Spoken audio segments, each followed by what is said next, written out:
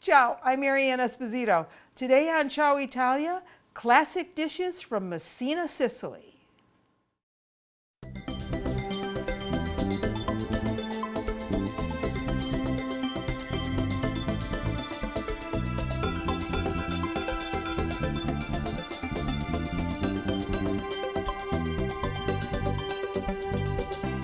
Today I thought I would make for you Involtini messinese, which means rolled meat bundles that come from Messina.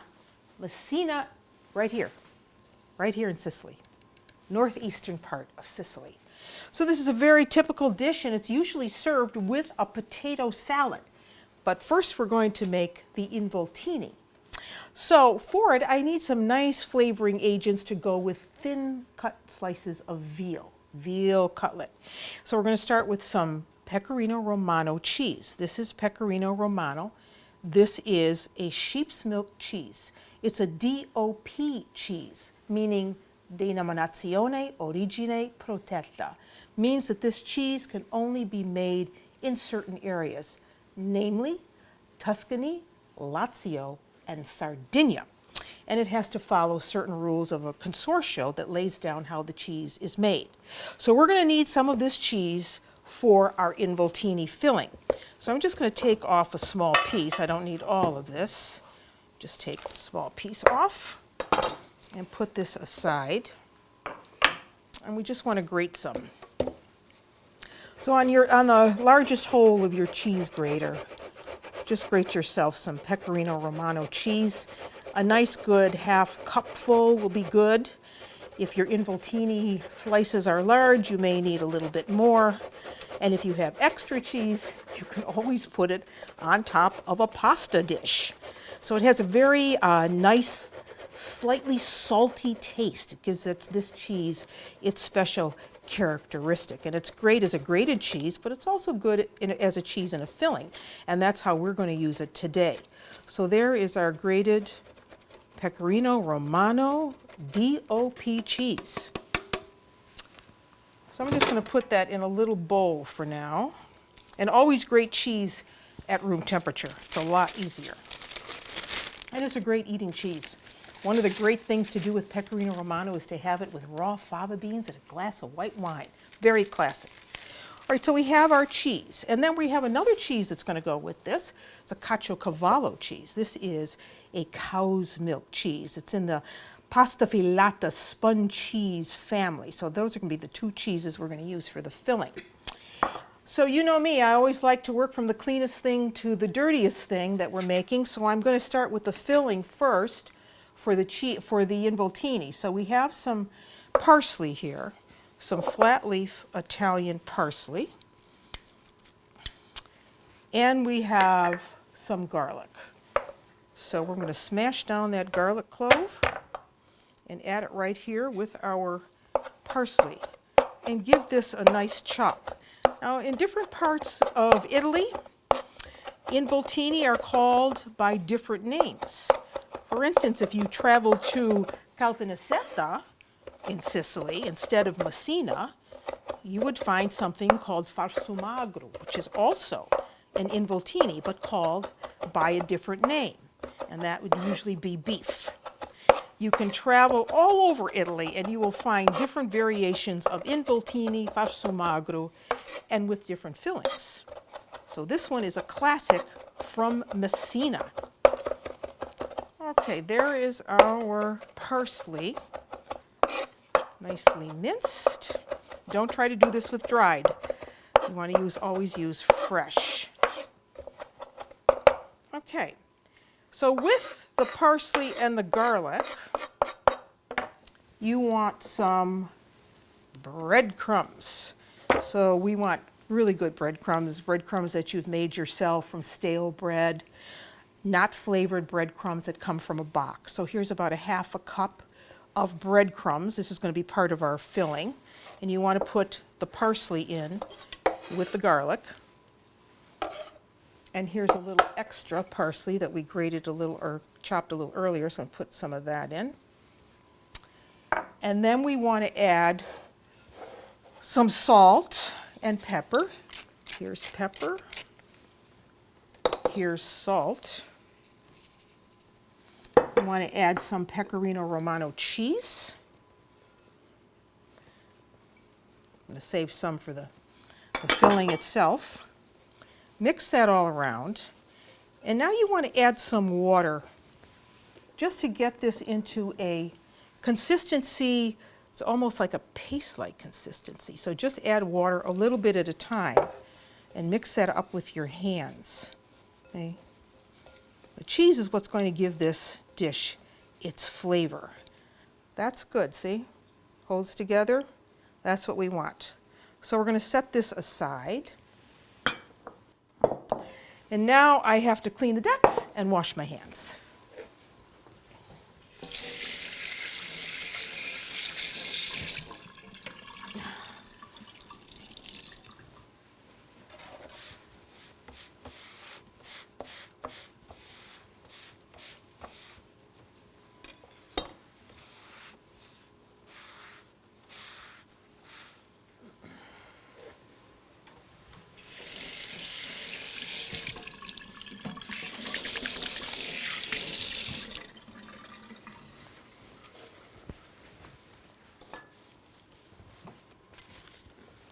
Okay.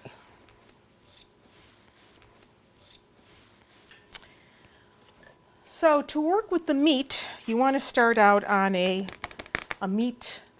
plastic meat sheet. I always like to use these because it keeps the surface clean. I'm going to get the meat now.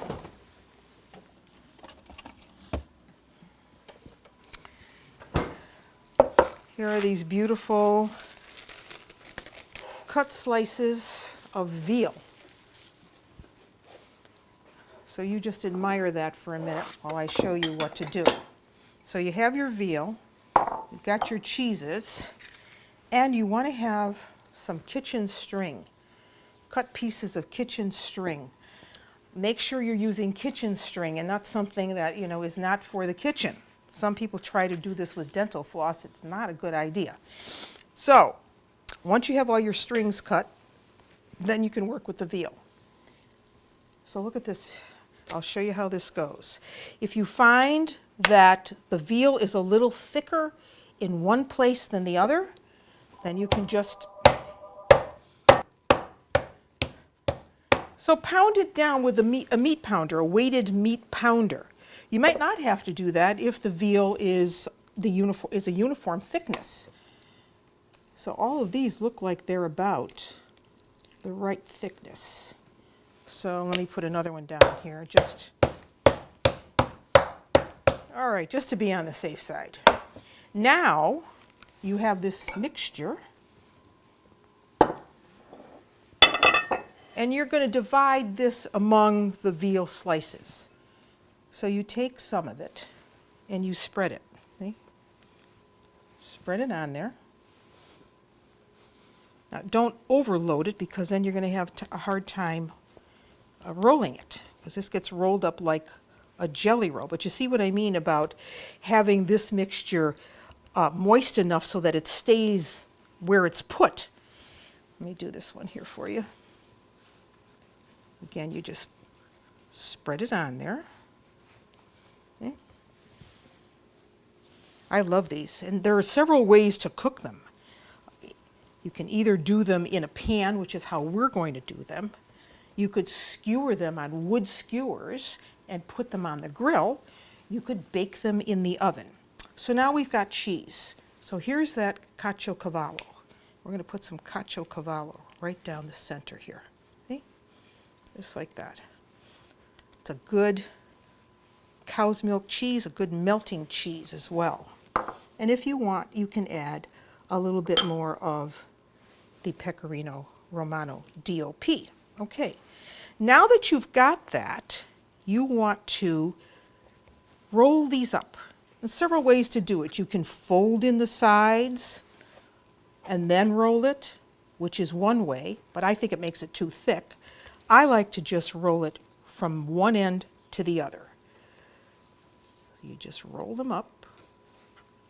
Keep all that filling inside. This is why you don't want too much in there, because then it's all going to spill out. Okay? Roll them up like that.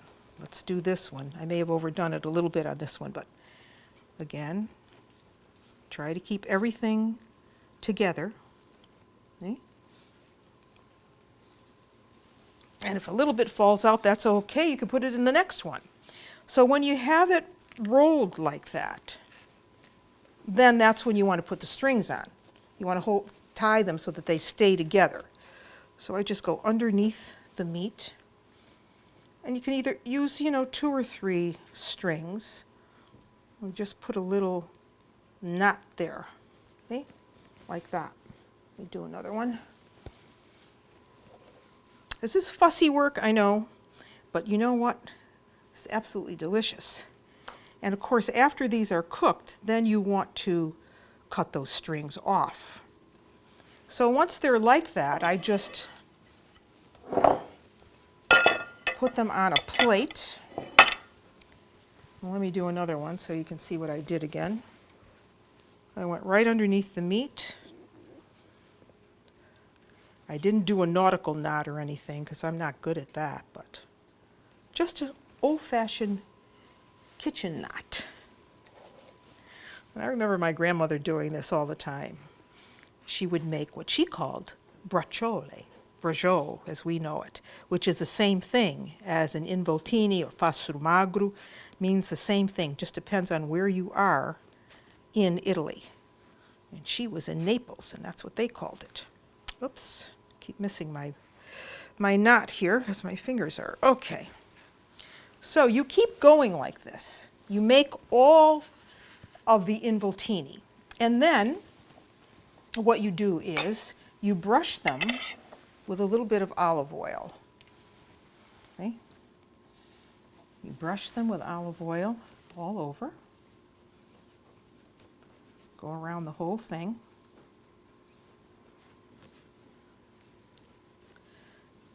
And then after you do that, you put them in breadcrumbs again. You roll them. Roll them in the breadcrumbs to coat them. Okay? You do this in a flat dish because you really need a flat dish to do this. So you coat them, put them on a dish, and then you're ready to cook them on the stovetop, or skewer them and cook them on the grill, or bake them in the oven. And that's what we're going to do next. Some olive oil in a saute pan. Some people just use olive oil. Some people use a combination of olive oil and butter. So we could put some butter in too. We put some butter in. Why not? Make it a little richer, okay? So while that's getting up to speed, if you wanted to skewer them, then you would take a wooden skewer or a metal one and put 2, see? Right through the meat, like that. And that's going to hold it. It's going to hold it closed. So you have it like that. If you were to do this on the grill, you would want to use longer skewers, but you could use smaller skewers and put them in a saute pan too. But what's the point? I mean, you don't really have to do that. But it is an old traditional way of doing it. So if you're going to do the skewer, you want to put 2 per involtino. All right, so now that you know how to do that, and you can buy those wooden skewers anywhere in a cookware store or even in your grocery store. So let's get the oil hot, and then we'll be able to cook these. And they're going to cook very quickly. We don't want to overcook the veal. So as soon as they lose their real pink color and the breadcrumbs are starting to brown, we know that they're done. So we don't want to overcook them. So when your oil and butter is sizzling, then you know that's the time to put them in. So let me put in, let's start with 4. Use a pan that's big enough to hold them, but don't crowd them. So there goes 1, 2, 3, and we'll put the skewered one in too. So now you have options. So now you dream about how delicious this is going to taste, and while you're dreaming about it, you're going to make the potato salad that goes with the Involtini Messinese. Now, the typical salad to go with the Involtini Messinese is a potato salad. So whenever I think, oh, I have to make a potato salad, I do not want to boil potatoes. That's the last thing I want to do. So my tip for you is to give them a couple stabs. And I like to use Yukon Gold potatoes because I think they have a nice creamy texture. They remind me so much of the creamy potatoes in Italy. So once you do that, I just put them in the microwave. I put them in the microwave on the baked potato setting, but I don't go that far because I don't want a baked potato that's going to be mashed. I want something that I can slice into. So you gauge it to where the potato is just cooked. And then you cool, you peel, and you got this. See? Those were done in the microwave. So this salad is very easy. You just want to take the potatoes when they're cool and cut them, you know, about a 1/4 inch thick or so. And see how nice they cut when they're cool? Once you do that, you just kind of start layering them in a casserole dish. If you didn't want to use this potato, you could use a red potato. Those are good too. But I wouldn't use a russet because a russet potato is a baking potato. You cut yourself some nice rounds. And I think this just goes perfectly with the meat. Take them. If one breaks, so what? You're going to eat it anyway, but these are beautiful. And they're very, you know, I love the color of them. So you just layer them in your pan, like so. And we'll patch that one. And you see how easy they cut. It's so nice to do that because when you boil them, what are you doing? You're adding more water. And you really don't want that.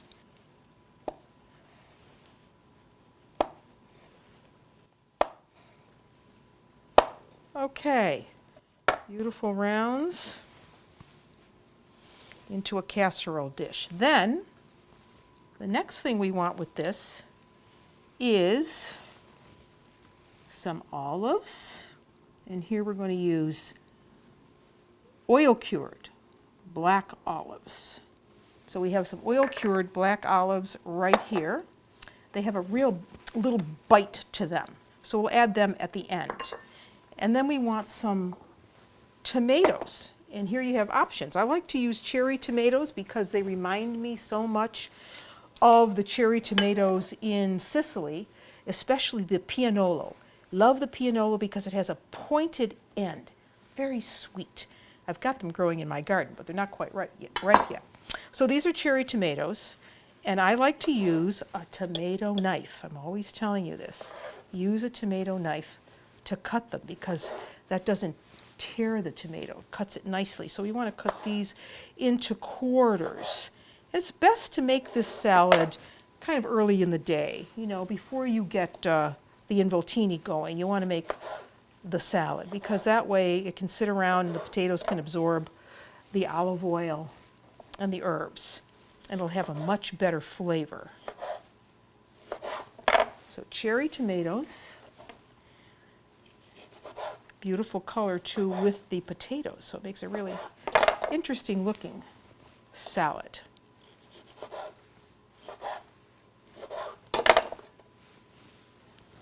And here are our last two, very juicy. Could also use a different variation of colored tomatoes if you wanted to make yellow tomatoes with this, with the red, that would be nice too. So there are the tomatoes. And now I'm going to wipe up this board, show you what happens next.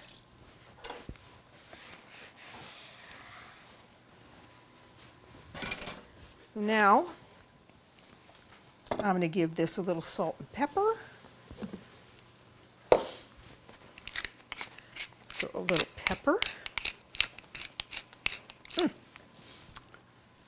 And this is a whole meal. All you need is a salad.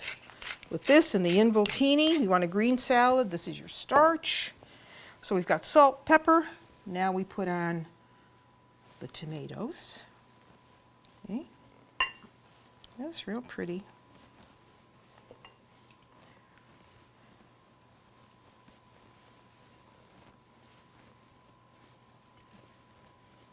Italian food is just so colorful, so beautiful to look at.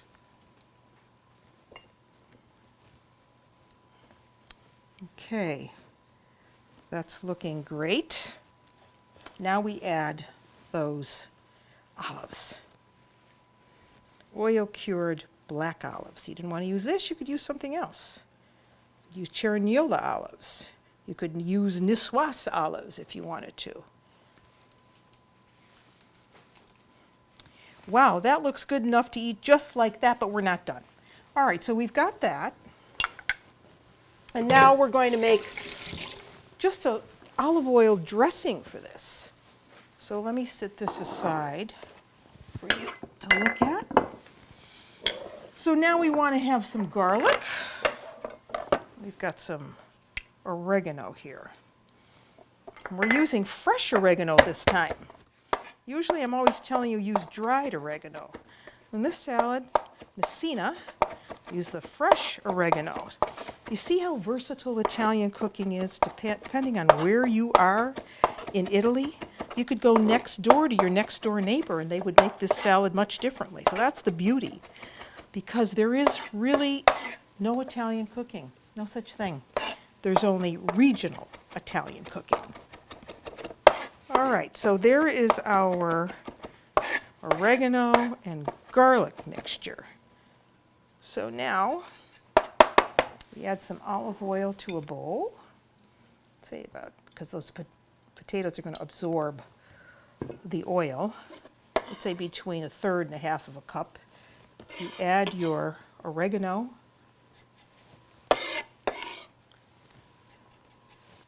Give it, again, a little salt and pepper. Salt,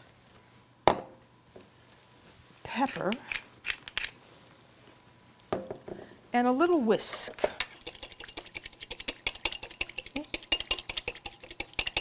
I'll give that just a little bit more olive oil because I know it's going to need it. And that's all there is to it. Some people add a little vinegar to it, a little red wine vinegar, but I like it just this way. So there's the salad, and you just pour the dressing over it, see?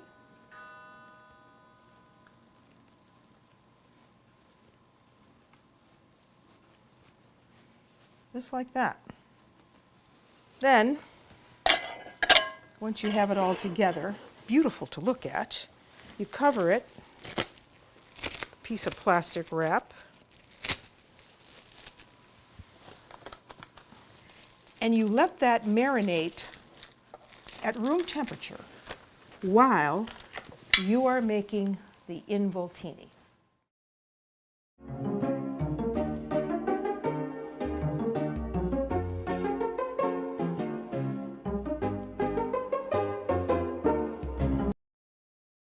Today in the kitchen, I took my inspiration from Messina, Sicily, and made you 2 classic dishes.